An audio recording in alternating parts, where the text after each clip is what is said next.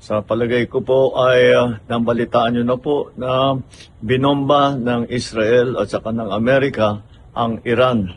At ang Iran naman ay sumagot, nagbomba naman ng mga American base sa United Arab Emirates, sa Bahrain, sa Oman at siyempre sa Israel.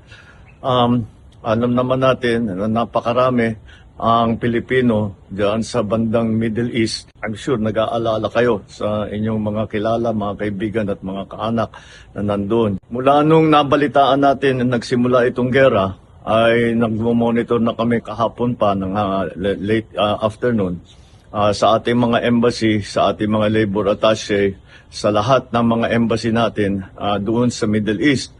At nais kong i-report sa ating mga kababayan na sa ngayon, as of 9 o'clock Sunday, wala po tayong natatanggap na report na may casualty na Pilipino.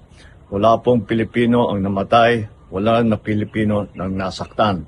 At sa ngayon ay patuloy ang aming pag-monitor para tiyakin na nasa magandang kalagayan ang ating mga kababayan sa Middle East. Ang ating tuloy-tuloy na binabantayan dahil ito'y kailangan natin tuloy-tuloy na bantayan at hindi ito tapos pa.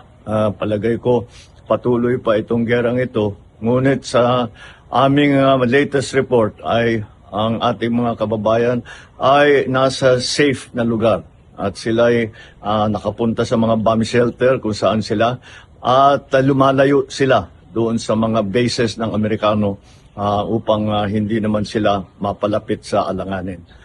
Patuloy po ang pagre-report natin habang dumadating po ang report sa akin. Magandang umaga po.